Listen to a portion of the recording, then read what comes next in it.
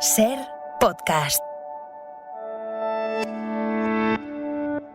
Hola, soy Antonio Martínez y en este episodio de Sucedió una noche colección os invitamos a dar un paseo por la historia del siglo XX a través del cine. Aquí comienza Sucedió una noche colección, una antología del programa de la SER dedicado al cine clásico. I wanna hide from the sun, I wanna live in the dark, I wanna go to the movies. Nobody's waiting outside, but I feel alright, 'cause I'm here on my own. I can kiss Marion and Jane, I can sing in the rain, I can be Superman. I'll never come out again. Las estrellas míticas, los grandes directores, las películas inolvidables. Dirige y presenta Antonio Martínez. Muy buenas a todos, bienvenidos a Sucedió una noche colección, un espacio en el que recuperamos algunos de los mejores reportajes emitidos en Sucedió una noche, el programa de la SER dedicado al cine clásico. Hoy hablamos de historia. En Sucedió una noche nos gusta de vez en cuando abordar temas históricos desde la perspectiva cinematográfica, es decir, contando los hechos tal y como los hemos visto reflejados en las películas. En el programa de hoy vamos a hablar de 4 momentos que resultan clave en la historia del siglo XX. El final del apartheid en Sudáfrica. Mi padre tenía una granja. Yo me crié como cualquier otro niño africano. Comía comidas africanas, solo usaba zapatos. Yo ni zapatos ni voto. Ciudadano de tercera. Cárcel de Robben Island. El crack bursátil de 1929 y la crisis económica que le siguió. Ahora el país no funciona muy bien. ¿Qué quiere decir? Bueno, estamos en medio de una depresión. Todo el mundo es muy pobre. El nacimiento del Estado de Israel. ¿Y ahora dónde irá mi gente? ¿Por qué tiene que irse? Este es vuestro hogar, como es el nuestro. Taja, no comprendes. Tenemos que demostrar que podemos vivir juntos. Si no es así, tendrán razón los ingleses. No podemos gobernarnos sin su ayuda. Y la caída del muro de Berlín. Hay un reflector de inspección que ilumina el muro por donde ustedes deben saltar. La señal para ir adelante será cuando la luz se detenga. Si os apetece el menú, os invitamos a que nos acompañéis en los próximos minutos. Empezamos ya. I wanna hide from the sun, I wanna live in the dark, and I'll never come back. El espectáculo está a punto de comenzar, pero no se alarmen ustedes, no les cobraremos la entrada.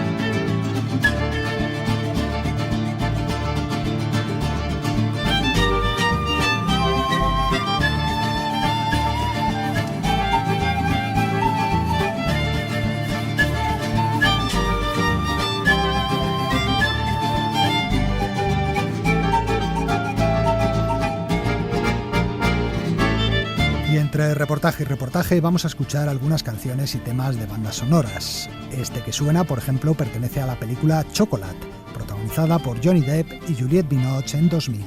La autora de su banda sonora es la compositora británica Rachel Portman. Pero vamos ya con nuestro primer reportaje. El 26 de abril de 1994 se celebraban las primeras elecciones libres en Sudáfrica, las primeras en las que la población negra pudo votar. Nelson Mandela se convertía en presidente de la República, poniendo fin así a lo que durante décadas se conoció como el apartheid. La historia del apartheid sudafricano ha sido contada en el cine en numerosas películas. Títulos como Grita Libertad, Un mundo aparte, Una árida estación blanca y muchas más. Con diálogos de estas y otras cuantas películas, vamos a haceros un resumen de todo lo que ocurrió hasta llegar a ese día en el que Mandela juró su cargo.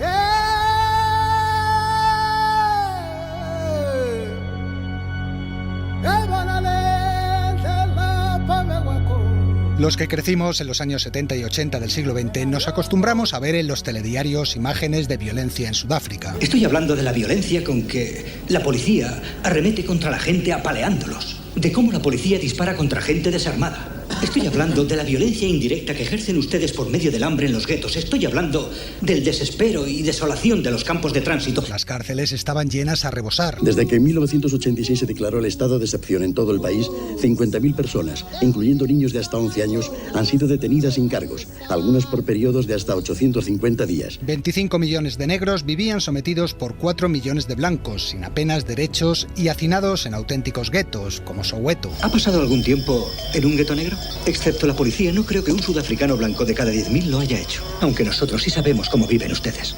Porque cortamos su césped, cocinamos su comida, retiramos su basura. ¿Cómo les va a gustar ver cómo vivimos el 90% de sus compatriotas, esos que tienen que retirarse de sus calles a las 6 de la tarde? Era el régimen del apartheid, palabra que significa lisa y llanamente separación. La población negra no podía mezclarse con la blanca en lugares públicos, no tenía derecho a voto ni a poseer tierras o negocios. ¿De quién es el coche? Es mío, amo. ¿De dónde sacas el dinero para comprarte el coche y la cámara? Trabajo, amo. Tengo un empleo. Soy capataz. Regístrale. Sí. Quieto. ¿Qué te ocurre, eh? ¡Al suelo! ¡Al suelo! Pero, ¿cómo surgió el apartheid? ¿Cómo pudo desarrollarse un régimen tan racista? Para saberlo, vamos a repasar brevemente y gracias al cine la historia de la República de Sudáfrica.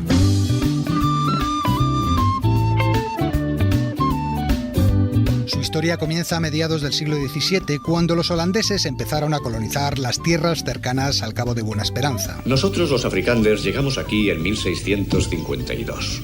Viajes a través de zonas salvajes. Nosotros no colonizamos este país, señor Puig, lo construimos. A los primeros afrikaners holandeses se unieron poco después emigrantes franceses y alemanes, y todos desarrollaron una lengua común, el afrikaans. Aquí ha venido ella. Baronis ich hier. No es sich, es sí. Baron bin. Baronis sí hier. La mayoría de los afrikaners eran granjeros y se llamaban a sí mismos boers, palabra holandesa que significa colono. Durante casi 2 siglos vivieron en constantes guerras. Los africanes padecieron la dominación británica y decidieron dirigirse hacia el interior para alejarse de ellos. En este largo viaje tuvieron que enfrentarse con muchas tribus de nativos. Los Xhosas, Zulús, Suanas, Basondos y otros muchos. Los derrotaron y se establecieron en Sudáfrica. Hasta 1960, Sudáfrica no lograría la independencia de Gran Bretaña. Pero ya a finales del siglo XIX había leyes racistas en el país. ¿Se puede saber qué haces en este vagón negro? Bueno, tengo billete. Un billete de primera. ¿Cómo conseguiste el billete? Lo pedí por correo. Soy abogado y no tenía tiempo. En Sudáfrica no hay abogados de color. Siéntate donde te corresponde. El mismísimo Gandhi sufrió esa discriminación racial cuando trabajó allí, según veíamos al comienzo de la película que contaba su vida. Voy a Pretoria a llevar un caso para una compañía comercial india. Es que no me ha oído.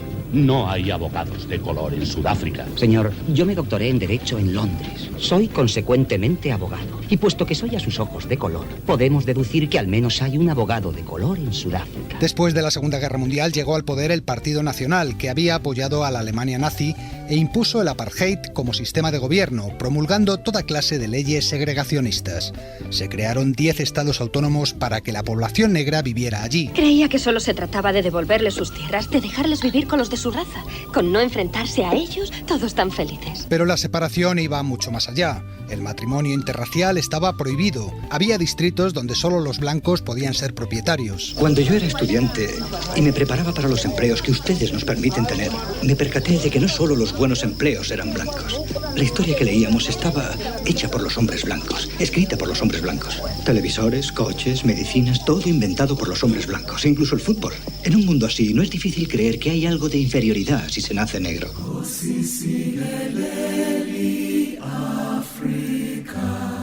Ante tales injusticias, poco a poco fueron naciendo grupos que luchaban contra el apartheid, grupos como el Congreso Nacional Africano. No matamos de manera indiscriminada. Luchamos por la libertad, camaradas. Sudáfrica pertenece a todos los que viven allí. Os entrenamos, os armamos y os enviamos. Si los Boers os capturan, ¿sabréis estar callados? La represión se hizo cada vez más intensa y sus principales líderes fueron arrestados. Quiero que me digas los nombres de los líderes de tu organización.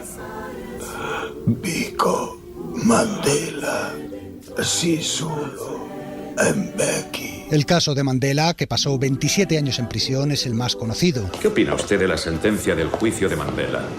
En mi opinión, merecía la horca, señora. Le habríamos convertido en mártir. Tal vez nos sea más útil encerrado. Pero la historia de otros líderes represaliados del Congreso Nacional Africano la hemos visto también en películas. Atrapa al fuego nos contaba la de Patrick Chamusso y Grita Libertad la de Stephen Biko. Su señor Biko está construyendo un muro de odio negro en Sudáfrica y le combatiré mientras me siente en este sillón. En estos años, otro acontecimiento fue determinante en las protestas negras. ¡No queremos hablar afrikaans en clase! ¡Se acabó el afrikaans! ¡Sí! ¡Volved a vuestras clases! Los estudiantes en las escuelas no querían estudiar en afrikaans, sino en inglés. No lo entiendes, Baba. En realidad no quieren darnos una buena educación. Si aprendemos en afrikaans, no tendremos futuro, Baba.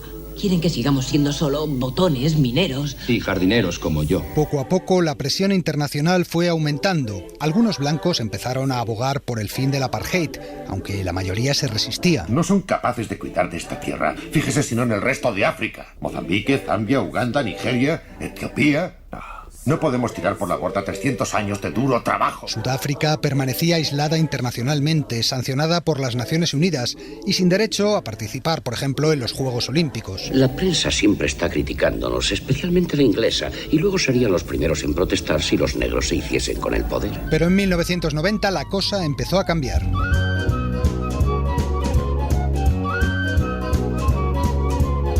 El 11 de febrero de ese año, Mandela fue liberado. Ahí está el señor Nelson Mandela, un hombre libre que da sus primeros pasos en una nueva Sudáfrica.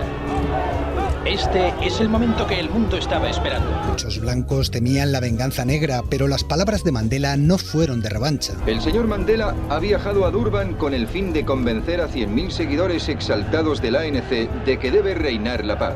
Cojan sus cuchillos, sus armas y arrójenlos al mar. Por fin, el 29 de abril de 1994 se celebraron elecciones libres. Tras 4 años de conversaciones, el día por el que la población negra de Sudáfrica ha estado luchando al fin ha llegado. Por primera vez, es libre para ejercer su voto junto a los blancos. Se calcula que 23 millones de personas han acudido hoy a las urnas. El Congreso Nacional Africano ganó las elecciones y Mandela fue elegido presidente. Mira Angola, Mozambique o Zimbabue. Somos los siguientes.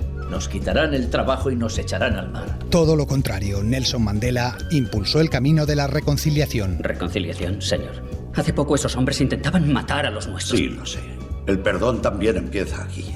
El perdón libera el alma, disipa el temor. Precisamente por eso es un arma tan poderosa. En el proceso de reconciliación nacional fueron muy importantes, por ejemplo, las llamadas comisiones de la verdad, que se describen en la película Un país en África, protagonizada por Juliette Binoche.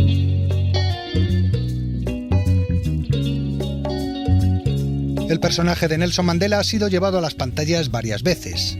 En Adiós Bafana nos contaban la relación de amistad que mantuvo con uno de sus carceleros en los 27 años que estuvo en prisión. ¿A dónde vamos, señor Gregory?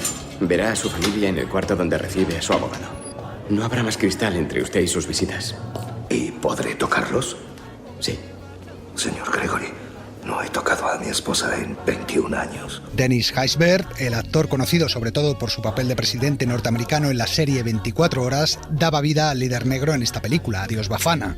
Y en Invictus era Morgan Freeman el que se metía en la piel de un Nelson Mandela que utilizaba al equipo nacional de rugby para buscar la reconciliación. Nuestro enemigo ya no son los afrikaners. Ahora somos compatriotas, compañeros de democracia. Y para ellos lo más sagrado es su equipo de rugby. Si les arrebatamos eso, les perderemos. Idris Elba interpretó al personaje en Mandela del mito al hombre, biopic que recorría la vida del mandatario desde su niñez hasta convertirse en presidente. He recorrido un largo camino hacia la libertad. Nadie nace odiando a otra persona por el color de su piel. La gente aprende a odiar. Y el auténtico Nelson Mandela, el de verdad, aparecía en el final de Malcolm X, la película de Spike Lee, hablando a unos niños en la escuela. Como dijo el hermano Malcolm, declaramos nuestro derecho en esta tierra de ser un hombre, de tener los derechos de ser respetado como ser humano. Nelson Mandela falleció en 2013. Desde aquellas elecciones libres de hace 25 años, Sudáfrica se ha enfrentado a graves problemas de miseria y delincuencia. Muchos afrikaners siguen queriendo formar un estado propio y muchos negros también quieren expulsarlos del suyo. Es como un baile, ¿sabe? A veces se retrocede, a veces se avanza. Deprisa, despacio, pero hay que seguir bailando. Seguro, porque el camino iniciado hace ahora 25 años no tiene vuelta atrás. Nunca jamás permitamos que esta hermosa tierra vuelva a vivir la opresión de los unos hacia los otros, ni a sufrir la humillación de ser repudiada por el mundo.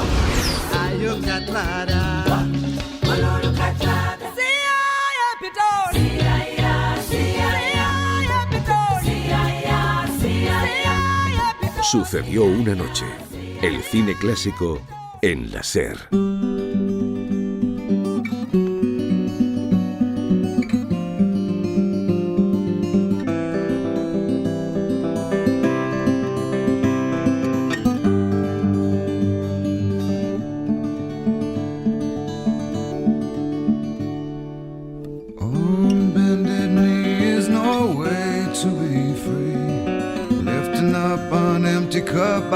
Silently, all my destinations will accept the one that's me, so I can breathe.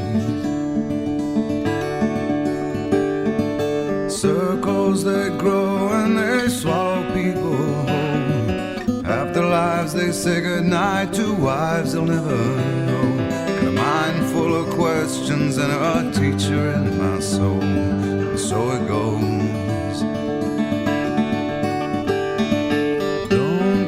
Closer or I'll have to go. Holding me like gravity are places that pull. If ever there was someone to keep me at home, it would be you. El que canta es Eddie Vedder, vocalista del grupo Pearl Jam, y esta canción la compuso para la película Hacia Rutas Salvajes, dirigida por Sean Penn. Canción que, por cierto, ganó el Globo de Oro al mejor tema de banda sonora en 2008. Guarantee se titula. Pero seguimos. Nuestra siguiente parada en la historia del siglo XX nos lleva al 24 de octubre de 1929. Aquel día, conocido como el Jueves Negro, la bolsa de Nueva York se desplomaba, se producía el llamado crack del 29 y Estados Unidos entraba en lo que se conoció como la Gran Depresión, la mayor crisis económica de la historia. Interrumpimos nuestra programación musical para ampliarles la noticia que les adelantábamos hace unos minutos. Tras una sesión tempestuosa, el pánico ha cundido en Wall Street ante la caída vertiginosa de los valores bursátiles. 14 billones de dólares se han perdido en pocas horas. Una multitud de curiosos y especuladores se han congregado frente a la sede de la bolsa y rumores de suicidio recorren la ciudad. Hasta que recibamos más noticias, continúen sintonizando nuestra Hora del Swing. Jueves 24 de octubre de 1929, una fecha que será recordada como una de las más negras de la historia de los Estados Unidos. Hay un pánico general. La situación se normalizará dentro de unos días. ¿Está usted seguro? Lo estoy. Es preciso que sea así. Pero es demasiado tarde. Ni la intervención de los grandes bancos del país consigue evitar la caída de las cotizaciones. En pocos días se pierde más dinero que todo el gastado por los Estados Unidos durante la Primera Guerra Mundial. Un día horrible, señor. Largo, horrible. ¿Qué ocurre? El señor Flottbauer se ha tirado desde el tejado. Inversores y hombres de negocios se suicidan saltando desde los edificios. Millares de comerciantes y empresarios se ven de pronto en la ruina. Esta noche, cuando pasaba por Park Avenue buscando un taxi, tenía que caminar zigzagueando para evitar los cuerpos que caían de las ventanas. ¡Música para olvidarlo!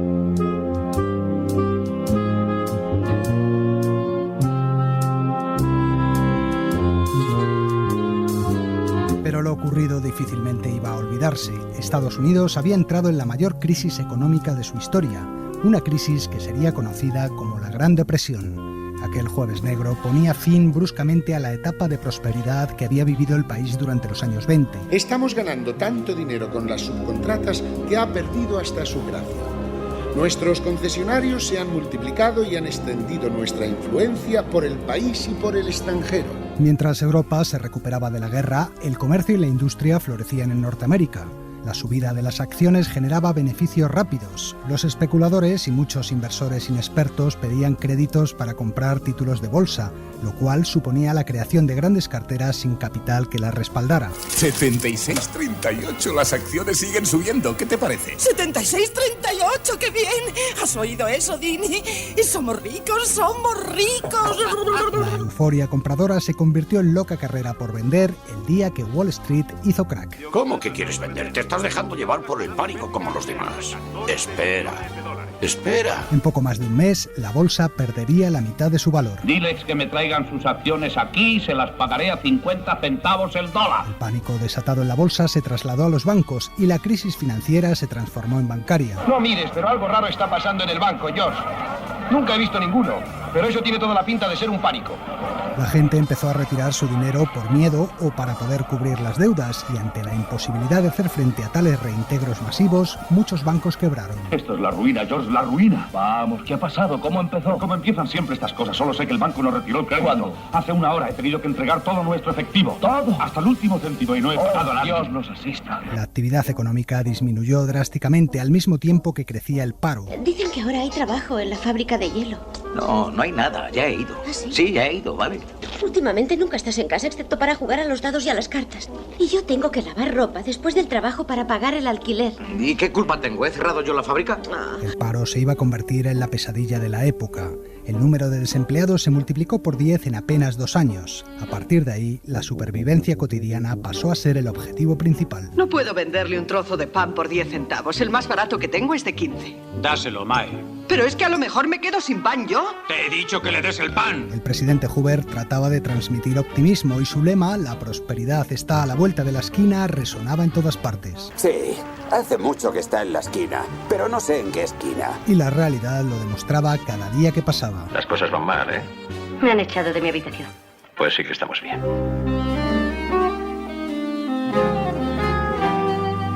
1932 es el año en que la depresión americana llega al extremo. La gente forma largas colas para conseguir pan. Los hombres se pasan el día buscando un trabajo. ¿Trabajas conmigo hoy? Puedes ganar algo de pasta. ¿Trabajar dónde? En el cementerio, apaleando basura. Te pagan dinero. O te dan una tumba gratis cuando palmas. Si no es dinero, lo olvidamos. Yo no limpio mi propia tumba. Pero pronto no quedan ni los peores empleos. El siguiente paso es la miseria. No sé cómo podría describirles a mis pobres hijos con la tripa hinchada tirados en la tienda y los huesos pegados a la piel, temblando y jadeando como perrillos, y yo buscando trabajo como un loco, no por el dinero, ni por el jornal, solo por una taza de harina o un poco de manteca. Las familias sin trabajo, expulsadas de sus casas, comenzaron a levantar barracas allá donde encontraban tierra desocupada. ¿Cuál es su dirección? Vertedero Municipal 32, Souther Place. En los vertederos de las ciudades, bajo los puentes de los trenes o junto a los ríos, surgieron numerosos poblados construidos con cartón y hojalata. ¿Qué es ese delicioso aroma? Es el viejo río.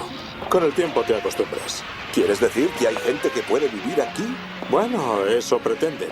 En el campo el panorama no era mucho más alentador. Es duro perder una granja tras 20 años de trabajo, viendo hambrienta a la familia, mientras tu esposa te dice, todo se arreglará. Con la caída de los precios de los productos, los pequeños propietarios se vieron incapaces de pagar los créditos y los alquileres. Yo no puedo hacer nada, solo cumplo órdenes. Me mandaron a deciros que estáis desahuciados. De esta forma, miles de familias fueron despojadas de las tierras que llevaban trabajando generación tras generación. Los Rance, los Peter, los Perry, los Joe, uno detrás de otro los echaron a todos. La mitad de la gente que conocemos tú y yo arrojados a la carretera como si fueran perros. Para muchos, la única oportunidad que les quedaba era la emigración, encontrar una tierra mejor. Anda, cuéntalo otra vez, tío John.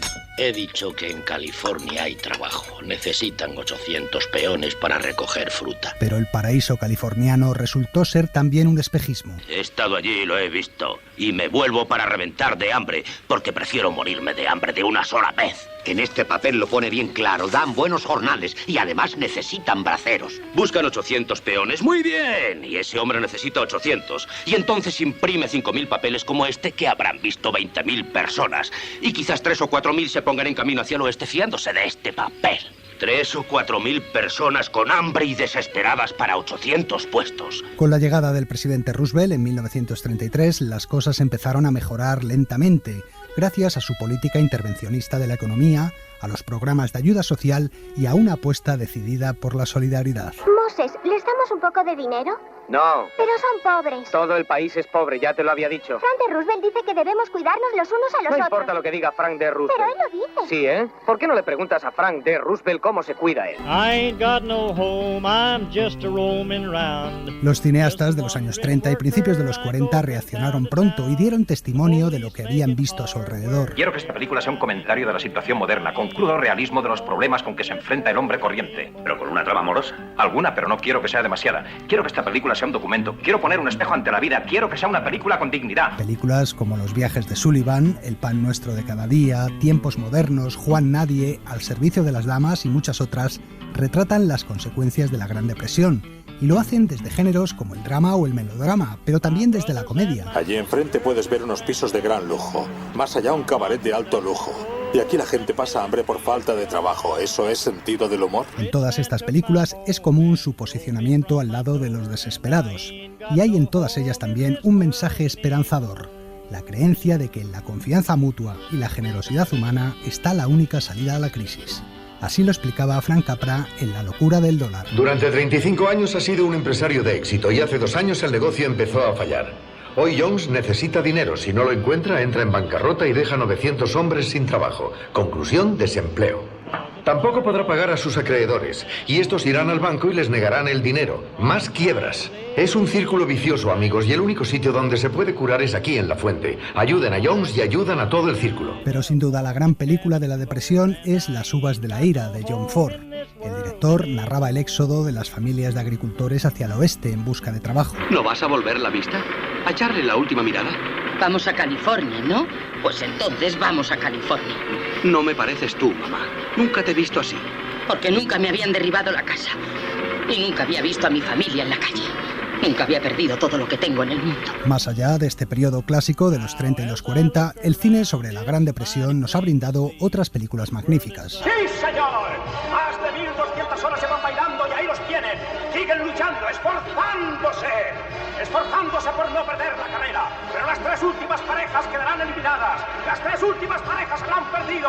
En los 60 títulos como Danzad, danzad malditos, Esplendor en la hierba o Bonnie y Clyde.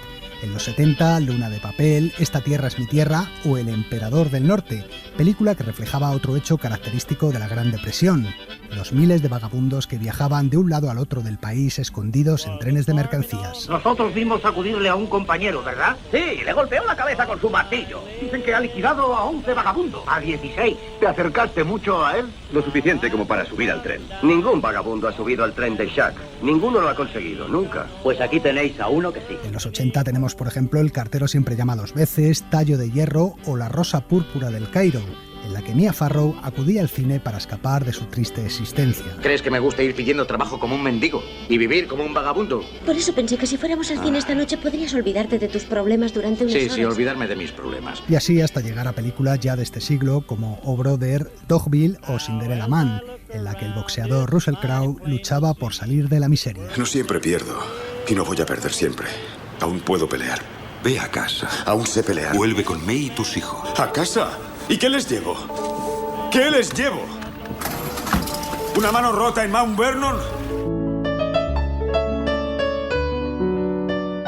Aunque a partir de 1936 mejorarían notablemente las cosas, la crisis que estalló aquel 24 de octubre de 1929 se prolongaría toda la década de los 30. ¿Qué sentido tiene montar un negocio propio hoy día en América? Son tiempos difíciles, aún seguimos en la depresión. Tras ella, nada volvería a ser igual. Muchos se habían quedado en el camino, pero el país había logrado sobrevivir. Como decía mamá Jode al final de Las uvas de la ira, nacen y mueren nuevos seres. Y sus hijos nacen y mueren también. Pero nosotros estamos vivos y seguimos caminando. No pueden acabar con nosotros ni aplastarnos. Saldremos siempre adelante. Porque somos la gente.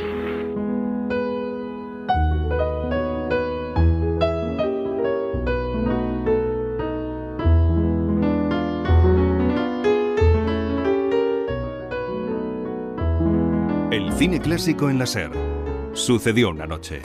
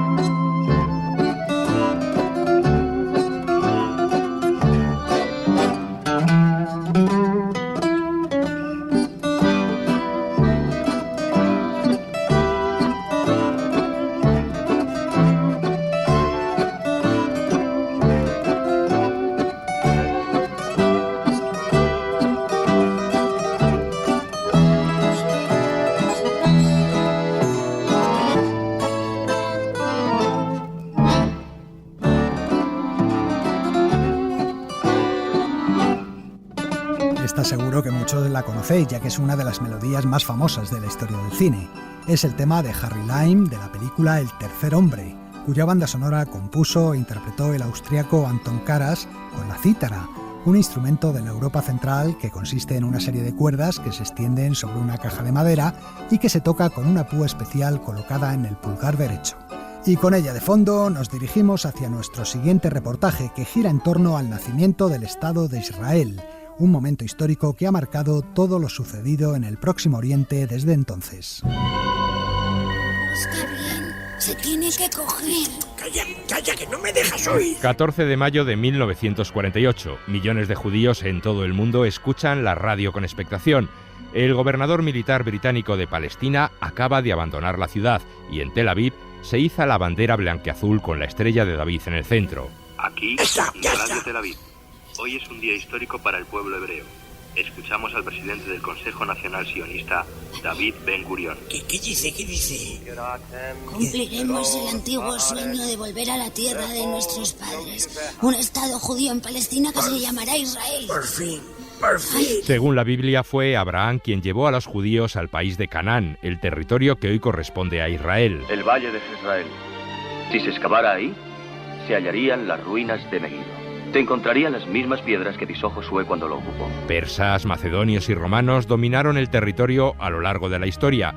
Durante 4 siglos, de 1518 a 1918, Palestina perteneció al Imperio Turco, hasta que pasó a manos de los británicos en forma de protectorado. Palestina es un mandato británico impuesto por la Sociedad de Naciones, y ello nos obliga a ser los únicos responsables de la paz allí. La idea de la construcción de un Estado para los judíos desperdigados por todo el mundo surge a finales del siglo XIX, cuando millones de ellos eran perseguidos en Rusia o Alemania.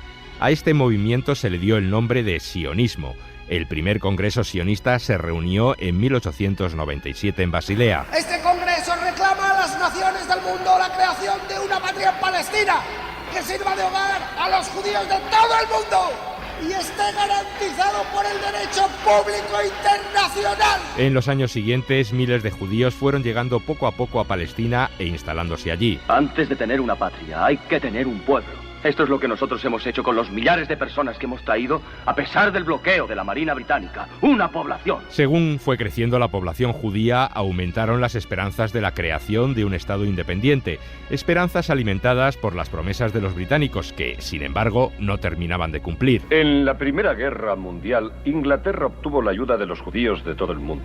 A cambio, apareció en 1917 la Declaración Balfour que contenía esa promesa. ¿Cómo pueden prometer algo y no cumplirlo? También a los árabes les dimos algunas seguridades y en consecuencia también ellos reclaman. Con la llegada de los nazis al poder y el genocidio judío durante la Segunda Guerra Mundial, la inmigración hebrea a Palestina se disparó. ¿De dónde vienen? De Belsen, Auschwitz, Buchenwald. ¿Qué es lo que cantan? La canción que cantaban camino de la cámara de gas. Como casi todas nuestras canciones, empieza el año que viene en Jerusalén. Ante las protestas de los árabes, los británicos decidieron cerrar las fronteras. No somos la Gestapo, señoras y caballeros, pero existen unas leyes de entrada a este país que es nuestra obligación hacer cumplir. Pero incapaz de controlar la escalada de violencia, el gobierno británico decidió entregar su mandato a las Naciones Unidas, que debía estudiar la partición de Palestina en 2 estados. Tan defendibles son los derechos que alegan los árabes sobre Palestina como las reivindicaciones que alegamos los judíos.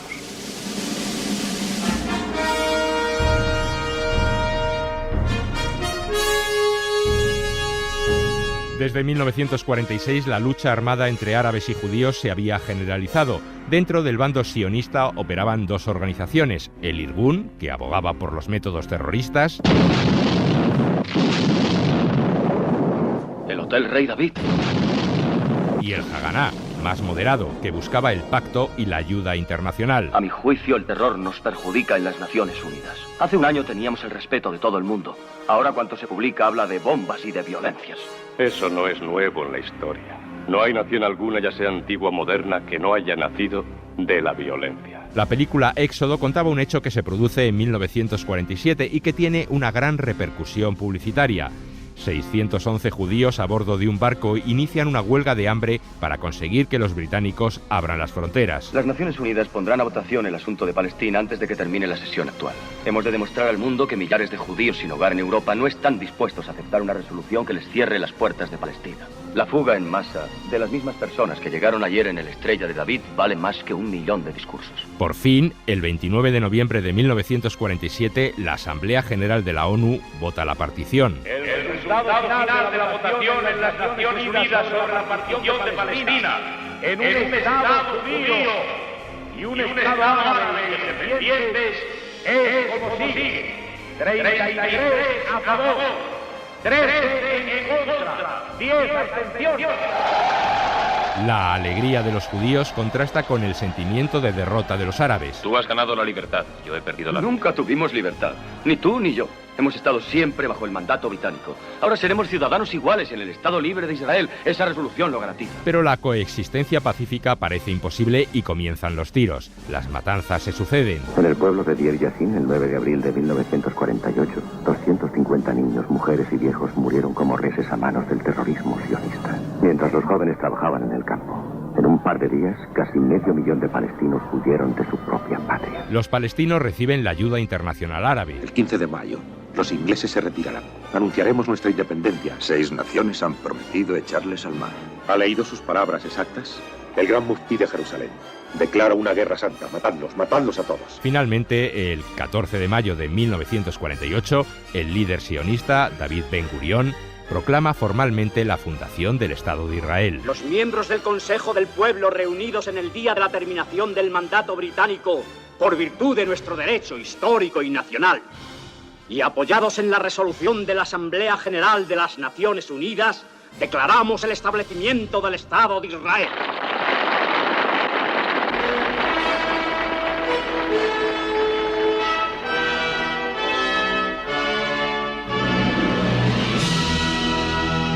En el acta de constitución del nuevo Estado no se delimitan las fronteras, para permitir así una futura expansión. Lo que para los judíos es la recompensa a tantos años de lucha, para los palestinos es una catástrofe que inaugura un tiempo de tinieblas y sufrimiento. ¿Por qué quieren quitarnos nuestra patria? El desierto donde hemos vivido durante miles de años. ¿Con qué derecho? ¿El de una Biblia? Que es cuento como el de las 1001 noches. 2 días después, tropas sirias y egipcias atacan Israel. El ejército egipcio está invadiendo de tanques el desierto. Los ejércitos de otros 5 países árabes han cruzado nuestras fronteras por 4 puntos distintos. Al principio, las posibilidades de victoria judía parecen escasas. Hay 500.000 judíos entre 50 millones de árabes. No podrán. Son opiniones. Pero Israel vence en esta y sucesivas guerras, ampliando cada vez más su territorio e imponiendo sus condiciones a los árabes. Así, el conflicto permanece vivo hasta el día de hoy. Mientras un solo palestino quede con vida, lucharemos con las armas que tenemos. Lo que pedimos es la devolución de todo lo que nos quitaron mediante la fuerza y el terror. Películas como Éxodo o Jerusalén, La chica del tambor, Embajador en Oriente Medio, Múnich, Edén o Ketma nos descubren en historias y en imágenes las claves del conflicto. Algunas, como La sombra de un gigante, protagonizada por Kirk Douglas, cuentan los hechos desde el punto de vista judío. No tenemos nada contra los árabes, solo contra sus jefes. Todavía esperamos llegar a un acuerdo. El saludo tradicional de este país es Shalom, paz. Otras, como Paradise Now, se centran en la lucha de los palestinos. ¿Crees que hacemos lo correcto? Por supuesto.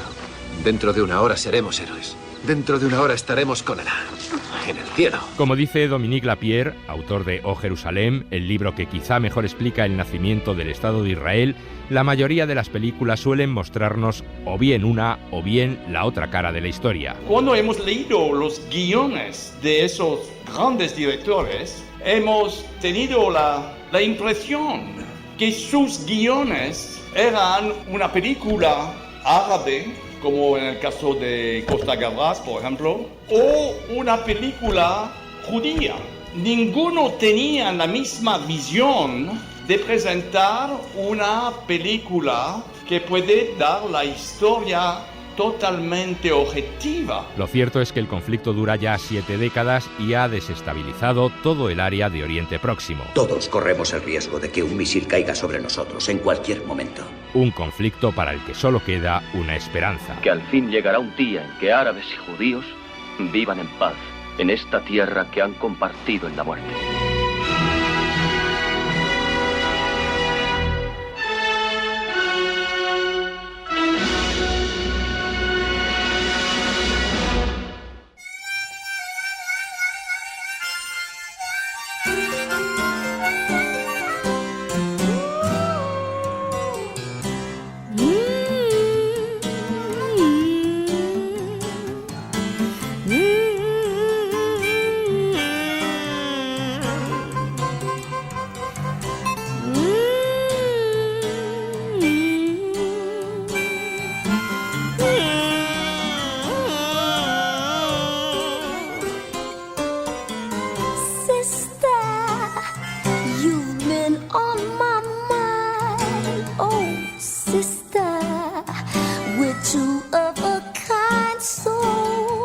sister, I'm keeping my eyes on you.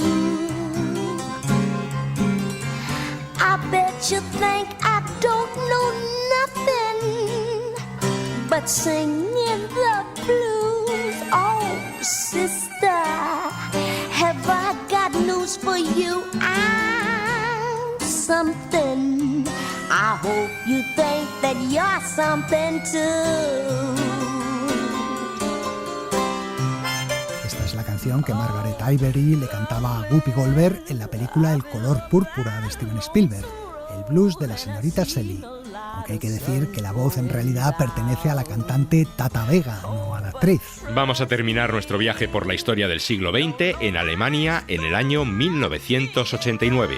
El 9 de noviembre de aquel año caía el muro de Berlín y se ponía fin a la separación entre las dos Alemanias.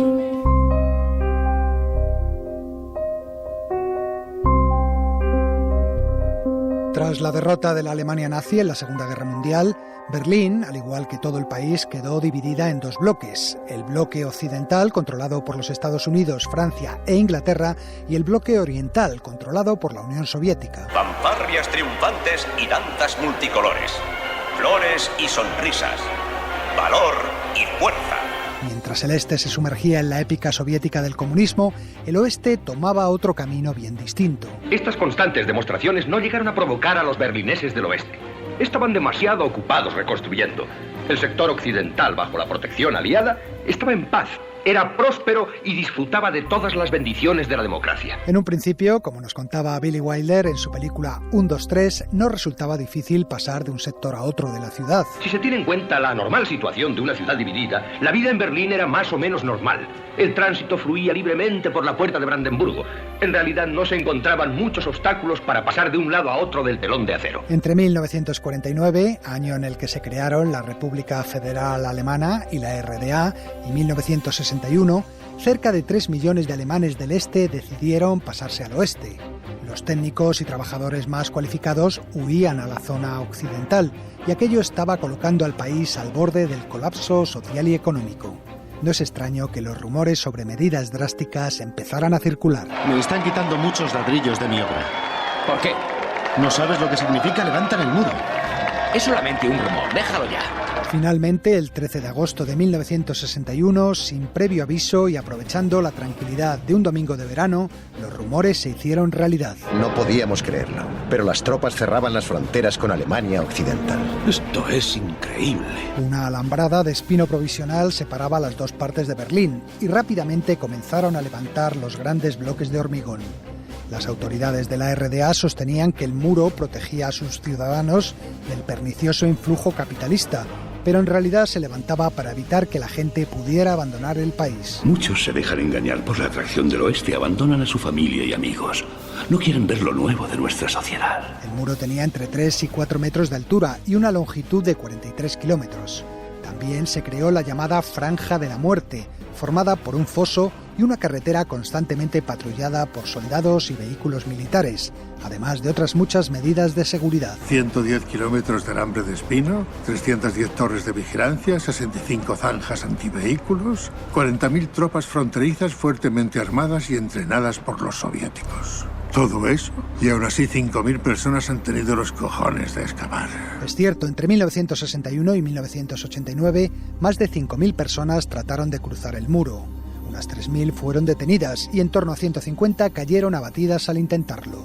Las formas de hacerlo eran diversas. Matis y Carola habían tomado su decisión. Esa misma noche se incorporaban a un grupo para huir por las alcantarillas. Por las alcantarillas, a bordo de vehículos, o simplemente corriendo y saltando mientras trataban de evitar las balas de los guardias.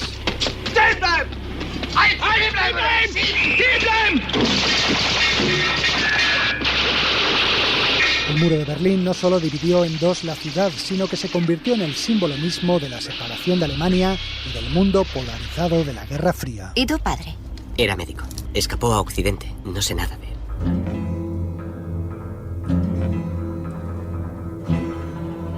El drama que vivió Berlín en esos 28 años ha inspirado a muchos cineastas. Ruedan una película sobre el muro.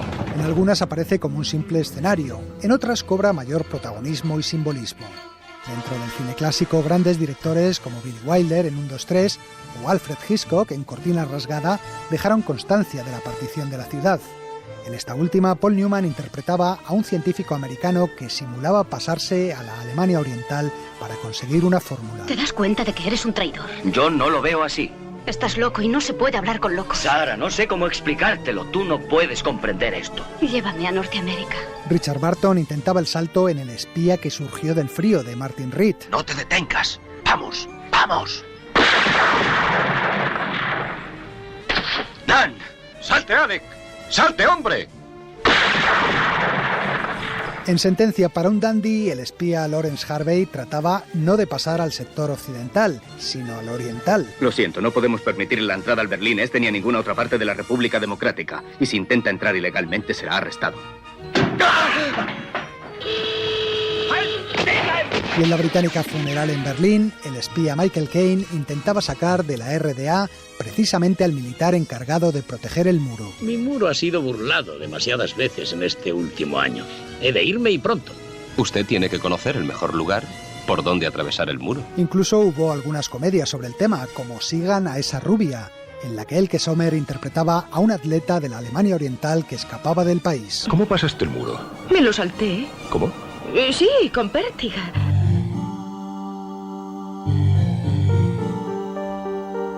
Lógicamente, el cine alemán ha sido el que más ha tratado el tema en muchas de sus películas. En la poética El cielo sobre Berlín, de Wim Wenders, dos ángeles se compadecían de la vida gris y sombría de los habitantes de esa ciudad dividida por lo que ellos llamaban el muro de la vergüenza. Ya no puedo encontrar la Potsdamer Platz. No es esto. No puede ser esto. Era una plaza llena de vida. Y de repente empezaron a colgar banderas. La gente dejó de ser amable y la policía también. En la película Un túnel hacia la libertad nos contaban el caso real de la construcción de un túnel por el que escaparon decenas de personas. Empezaremos aquí. Después bajaremos 7 metros, por debajo de las alcantarillas. 175 metros en línea recta. Y en Goodbye Lenin, Daniel Brühl intentaba por todos los medios que su madre, socialista convencida y en coma durante la caída del muro, no se enterara al despertar de lo que había ocurrido para no agravar sus problemas cardíacos. ¿Mocafix? No nos queda nada. ¿Tostadas suecas? Las tostadas se han terminado. ¿Pepinillos Springer? ¿En qué mundo vives? ¿El marco alemán ya ha llegado y tú quieres comprar Mocafix y tostadas suecas? Sin olvidar películas más recientes, como La vida de los otros, sobre los últimos años de la Stasi, la policía política de la Alemania Oriental, y ya fuera del cine alemán, otros títulos como Atómica, con Charlize Theron en la piel de una agente secreta en los días de la caída del muro, o El puente de los espías de Spielberg, en la que el abogado Tom Hanks viajaba a Berlín Este para gestionar un intercambio de prisioneros. Lo que insinuó es que si Powers hubiera contado todo lo que sabía, Moscú sí que le canjearía. Nosotros somos peones. Hacemos nuestro trabajo. Como hacía el teniente Powers. Solo es un piloto. Tomaba fotografías a 70.000 pies cuando su avión fue abatido.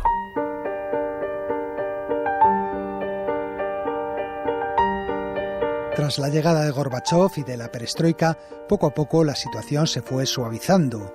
Países como Checoslovaquia y Hungría impusieron menos restricciones en sus fronteras y por ahí muchos alemanes del este se pasaron a Occidente. En la República Democrática Alemana el presidente Honecker dimitió y las calles se llenaron de manifestantes pidiendo más apertura y libertades. Con sucesivos cánticos en las calles pidiendo un cambio y unos manifestantes cada vez más fuertes, el gobierno de la Alemania del Este se está quedando sin tiempo. No solo se están exigiendo caras nuevas, sino también una demolición total del muro.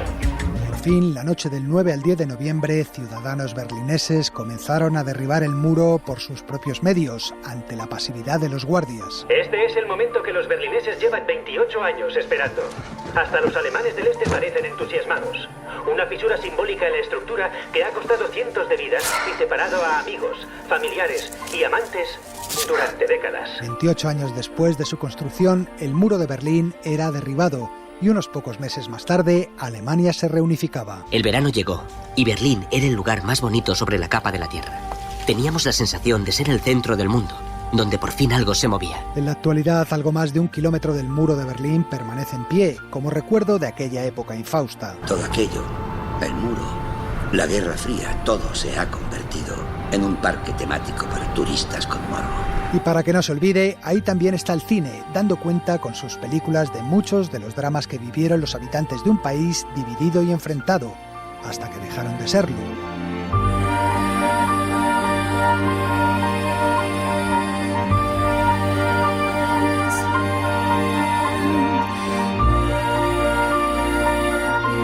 Sucedió una noche. El cine clásico en la SER. Pues hemos terminado por hoy. Esperamos que os haya gustado este paseo cinematográfico por la historia del siglo XX y volvemos la semana que viene con más Sucedió una noche colección. Nos vamos a despedir con esta canción que pertenece a la banda sonora de A propósito de Llewyn Davis, de los hermanos Coen. Es Justin Timberlake el que canta esta versión de un clásico de la música folk americana, 500 Miles. Y nada más, un saludo de Elio Castro y Antonio Martínez y hasta la próxima. If you miss the train I'm on, you will know that I am gone.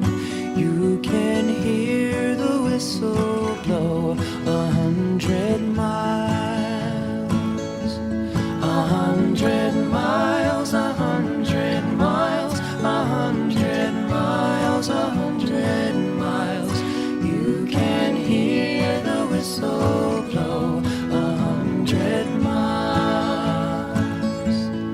Lord, I'm one, Lord, I'm two, Lord, I'm three, Lord, I'm four, Lord, I'm 500 miles away from home, away from home, away from home, away from home, away from home. Lord, I'm 500 miles away from home.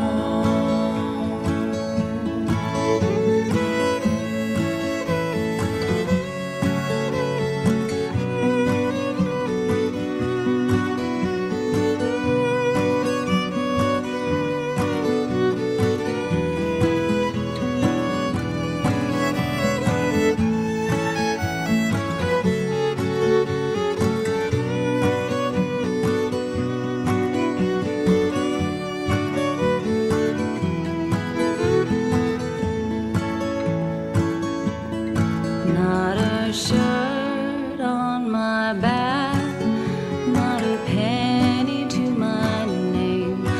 Lord, I can't go back home this away, this away, this away, this away, this away. Lord, I can't go back home this away.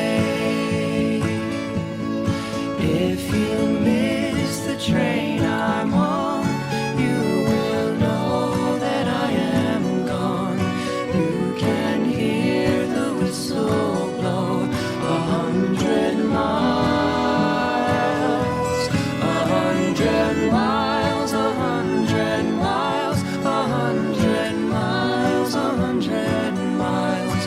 You can hear the whistle blow 100 miles. You can hear the whistle blow 100 miles. You can hear the whistle blow 100 miles.